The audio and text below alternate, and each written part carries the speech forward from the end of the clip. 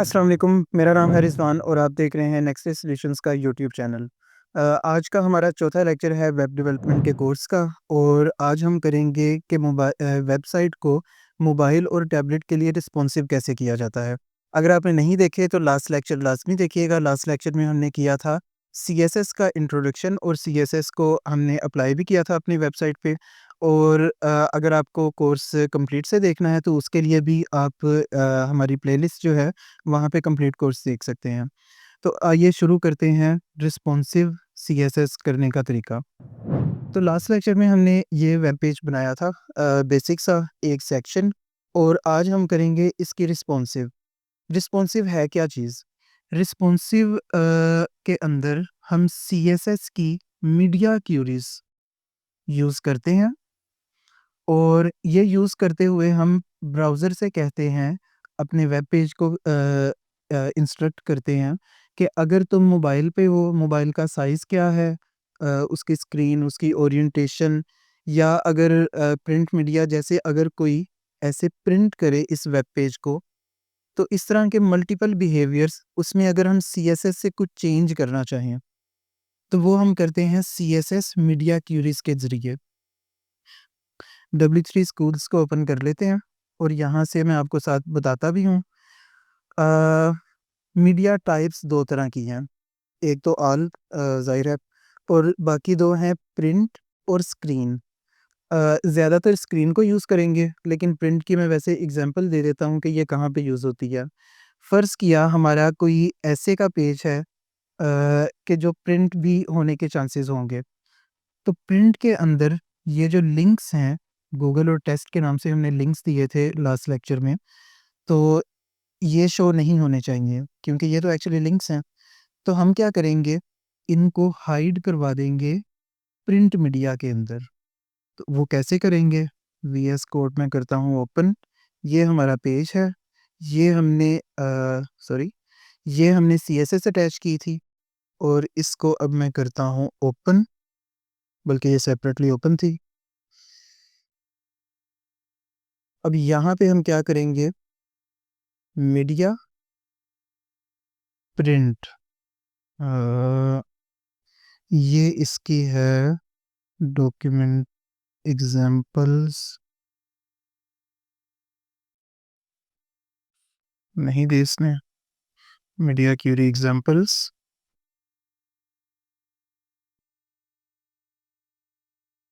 खैर, media print और यहाँ पे हम क्या करेंगे इसको, अब यहाँ पे हम कोई भी स्टाइल दे सकते हैं नॉर्मली जैसे देते हैं, जैसे हमने लास्ट लेक्चर में किया था। इसकी हमने क्लास दी है, मैं यहाँ HTML पे आ जाऊँ, हमने कोई क्लास नहीं दी, सिंपली ए टैग हैं, तो हम सारे के सारे ए टैग्स को कर देते हैं। सेलेक्टर हम देंगे और उसके बाद डिस्प्ले नन। ये सीएसएस की प्रॉपर्टी क्या करती है, डिस्प्ले, कि उसका डिस्प्ले कैसे का हो और उसकी वैल्यू है एक नन, जिससे क्या होगा कि वो शो नहीं होगी। अब मैं इसको रिफ्रेश कर रहा हूँ तो ये वैसे ही है, लेकिन जैसे ही मैं प्रिंट करूँगा तो वो यहाँ से डिस्प्ले नन यानी कि वो हाइड हो गए हैं। इसी तरीके से अगर मैं चाहूँ कि इमेज को हाइड करना या इमेज को नीचे लेके आना, उसकी विड्थ ज़्यादा करना या कुछ भी, तो मैं इस मीडिया प्रिंट के ब्लॉक के अंदर यहाँ पे लिखता जाऊँगा। इमेज को विड्थ अगर ज़्यादा करनी है या कोई भी ऐसे की चीज़, तो वो यहाँ पे हम करेंगे। हुँ, इसी तरीके से अब फॉर एग्ज़ाम्पल अगर हम चाहते हैं कि मोबाइल के ऊपर यानी इस रेज़ोल्यूशन पे, चाहे आप इसको ऐसे देख लें और या फिर इंस्पेक्ट करके इसका आपके पास ये बाय डिफ़ॉल्ट ऐसे आ रहा होगा। ये आइकन है जो टॉगल करेगा डिवाइसेस का टूल बार। क्लिक किया इसको और अब आपके सामने ये यहाँ पे डिवाइसेस आ रही हैं, ठीक है? मैं इसको सेलेक्ट करता हूँ, मैं कहता हूँ आईफ़ोन 12 प्रो। तो अब 12 प्रो के ऊपर इस तरह से ये नज़र आएगा, ये मुझे प्रीव्यू करवा रहा है। तो मैं इसको बेटर देखने के लिए इसको ले जाता हूँ साइड बार पे, यहाँ से, ठीक है? हुँ, और इसको कर देता हूँ 100%। अब मैं चाहता हूँ कि मोबाइल के ऊपर इमेज जो है वो ऊपर आ जाए और ये कंटेंट जो है ये नीचे चला जाए। आपको याद होगा हमने कंटेनर को डिस्प्ले फ्लेक्स दिया था, सीएसएस की एक प्रॉपर्टी है।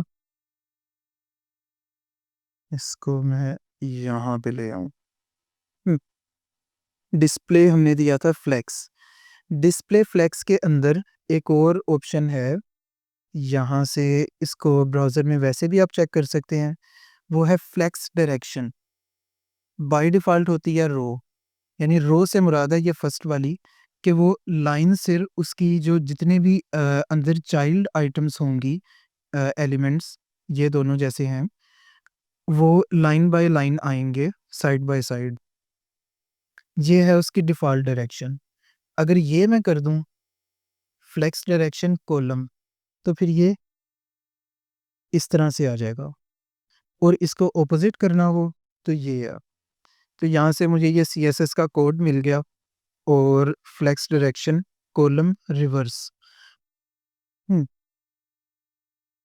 तो अगर मैं इसको बाय डिफ़ॉल्ट ही लगा दूँ यहाँ पे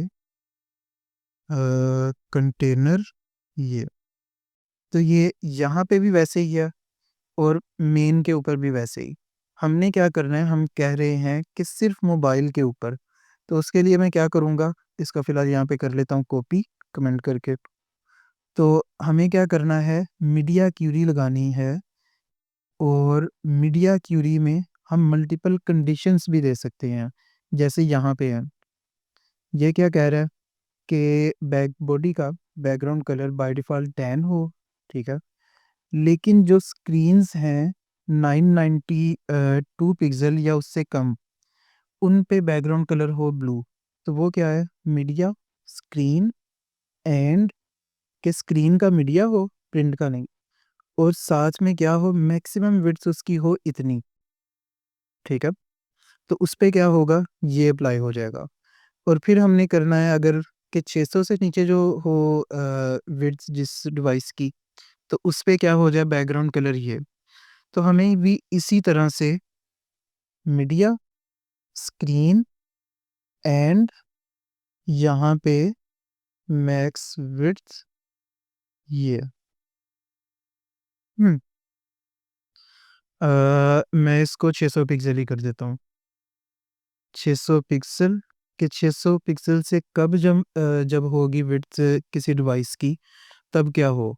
तब क्या हो, जो हमारा है कंटेनर, क्लास कंटेनर, उसकी डायरेक्शन ये हो जाए फ्लेक्स की। अब इसको करते हैं रिफ्रेश, बाय डिफ़ॉल्ट ऐसे। जैसे ही मैं विंडो रीसाइज़ कर रहा हूँ, जब ये 600 पिक्सेल से नीचे आएगी, ये ऐसे हो गया। हुँ, ठीक हो गया। अब इसमें चंद एक चीज़ें आपको नज़र आ रही होंगी। हम रिस्पॉन्सिव ना कई लोग करते हैं डेवलपर्स कि वो सिर्फ़ डिवाइसेज़ चेक कर रहे होते हैं। यानी फ़र्ज़ किया यहाँ पे आए, उन्होंने देखा कि यहाँ पे ठीक है, यहाँ पे ठीक है और कुछ डिवाइसेज़ बस चेक कर लेते हैं। अब ये स्क्रॉल नहीं आना चाहिए। रिस्पॉन्सिव की ये है कि हॉरिज़ॉन्टल स्क्रॉल जो है, ये लेफ़्ट राइट ये नहीं होना चाहिए। वर्टिकल तो ज़ाहिर-सी बात है आपका अगर पेज पड़ा होगा तो वो आएगा स्क्रॉल, ये वाला स्क्रॉल नहीं आना चाहिए। तो इसमें अब मैं क्या कर सकता हूँ? इसमें मुझे पता चल गया कि यहाँ पे विड्थ है 768, ठीक है? तो मैं चाहूँ तो एक और मीडिया क्यूरी लगा दूँ और या फिर सेम ही मीडिया क्यूरी कोई यूनिवर्सल बना के उसमें काम कर लूँ। हुँ, अच्छा अब यहाँ पे मसला क्या है? इसको ज़रूर विड्थ मिली होगी पिक्सेल्स में, ये है, कंटेनर को विड्थ मिली है 1000 पिक्सल, यानी 1000 पिक्सल तो उसने लेना ही लेना है। ये 1024 है, बल्कि इसकी क्योंकि डबल होती है, जो मैकबुक और रेटिना डिस्प्लेज़ जितने भी हैं आईफ़ोन वगैरह, उनकी होती है एक्चुअली डबल विड्थ। तो हमें क्या करना है, एक क्यूरी लगा देता हूँ, बल्कि ये क्यूरी नहीं, ये बाय डिफ़ॉल्ट ही होना चाहिए कि 1000 पिक्सल तो हमने इसको दे दी है हमारे कंटेनर को, लेकिन अगर डिवाइस की विड्थ हो ही कम, तो वो 1000 से कभी भी यानी कि अगर 1000 से कम हो, तो वो कभी भी उससे ज़्यादा ना जाए। तो यहाँ पे मैं दे देता हूँ मैक्स विड्थ 100% कि जितनी उसके पास अवेलेबल जगह है, उससे एक्सीड ना करे। अब इसको करते हैं चेक, तो ये आ गया, ठीक है। अब जैसे ही वो हमारा थ्रेशोल्ड पूरा होगा, ये नीचे मीडिया क्यूरी वाला, तो वो यहाँ पे चली जाएगी, ठीक है। और इसके अंदर अब हमने एक और काम करना है कि अगर ऐसे जा रही है, तो ये नीचे मार्जिन आ रहा है, इसको भी देखें ये कहाँ से आ रहा है।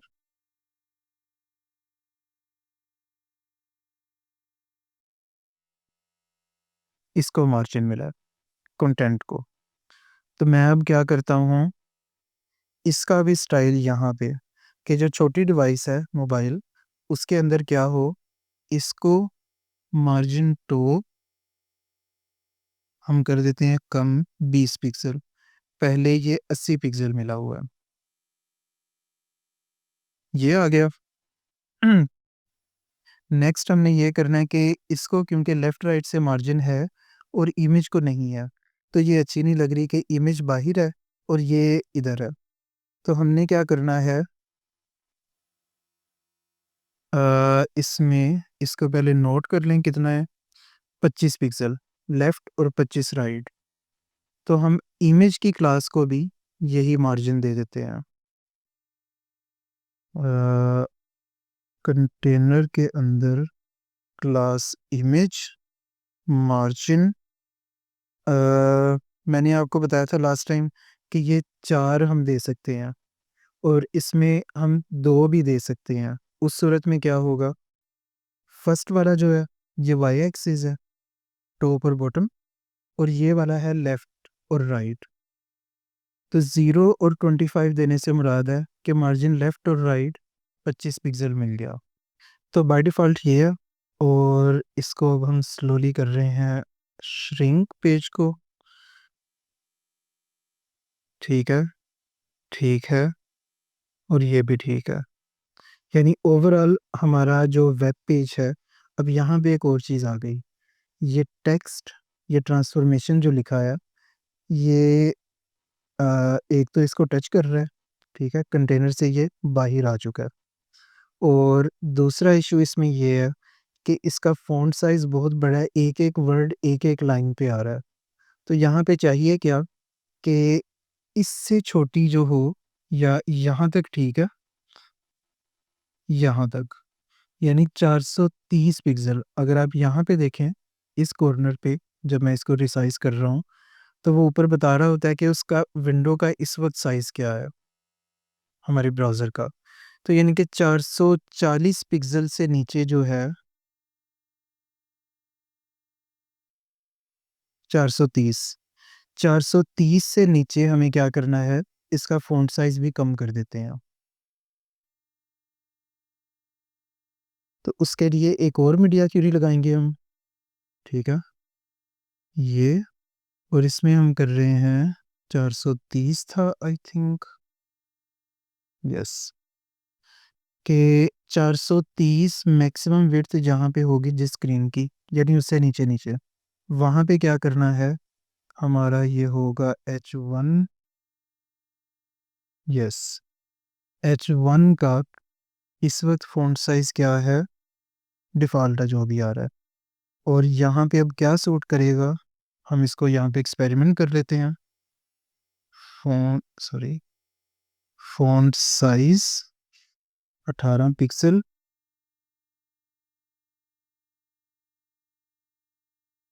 अ, ये ज़्यादा छोटा हो जाएगा क्योंकि हमें देखना है इस मोबाइल डिवाइस को।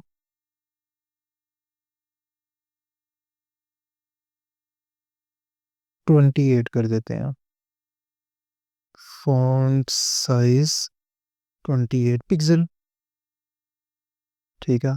अब इसको चेक करते हैं, यहाँ पे ठीक है, ये उसने फ़ॉन्ट साइज़ छोटा कर दिया, ठीक है।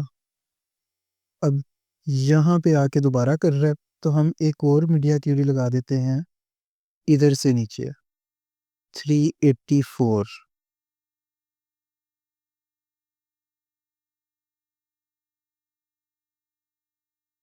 384 और इधर अब हमें कितना करना चाहिए? मैं इसको करता हूँ 24 तो ये और छोटा कर देता हूँ, 22 कर देता हूँ। ठीक है, असल में इतनी छोटी डिवाइस कोई एक्चुअली होगी भी नहीं। तो बिल्कुल छोटी स्क्रीन पे हमें इतना फ़ोकस करने की ज़रूरत नहीं। इसको सिंपली कर देता हूँ 24 ठीक है। अब इसको करते हैं दोबारा से प्रीव्यू। ये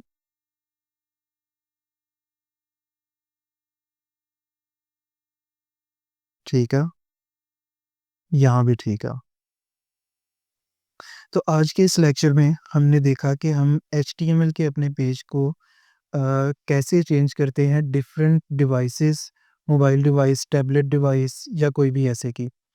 और मीडिया क्यूरीज मैंने तो आपको प्रैक्टिकल करके दिखाया है कि किस तरह से लगाते हैं, लेकिन यहाँ पे एक बड़ा अच्छा आर्टिकल होगा सीएसएस ट्रिक्स वालों का, ये जहाँ से आप बल्कि ये वाला media queries for standard devices, इन्होंने क्या किया कि मुख्तलिफ फ़ोन्स, ठीक है, ये क्या है आईफोन 4 एंड 4S, उसमें क्या कर रहा है only screen, minimum device width इतनी और मैक्सिमम डिवाइस विड्थ इतनी और पिक्सल रेशियो इतनी, तो उससे ये वाली डिवाइस टारगेट हो रही है। तो इसको भी आप लाजमी देखिएगा, ये बहुत अच्छा आर्टिकल लिखा हुआ है और ये एक्चुअली बहुत पुराना है। ये तो किसी ने अपडेट किया, मुझे याद है शायद 10 साल पहले भी मैं यस, खैर नेवर माइंड। अ, तो इसको भी आप लाज़मी देखिएगा और ताकि ये कि आप मुख्तलिफ़ डिवाइसेस को टारगेट कैसे करें और आपस में इनका कन्फ्लिक्शन ना आए, इसलिए हम मिनिमम और मैक्सिमम दोनों भी दे सकते हैं। तो अगर आपको ये वीडियो अच्छी लगी, इसको लाइक कीजिएगा। अगर आपका आज के लेक्चर से रिलेटेड कोई क्वेश्चन है, तो ज़रूर कमेंट कीजिए, मैं उसका रिप्लाई करूँगा। और अगर आप मज़ीद लेक्चर्स देखना चाहते हैं, तो हमारे इस यूट्यूब चैनल को सब्सक्राइब करें, ताकि आपको इसके नोटिफ़िकेशंस आते रहें। इंशाल्लाह आपसे नेक्स्ट लेक्चर में मुलाकात होगी। नेक्स्ट लेक्चर में हम करेंगे जावास्क्रिप्ट का इंट्रोडक्शन और जावास्क्रिप्ट को स्टार्ट। तो इंशाल्लाह नेक्स्ट लेक्चर में मिलते हैं, तब तक के लिए अल्लाह हाफ़िज़।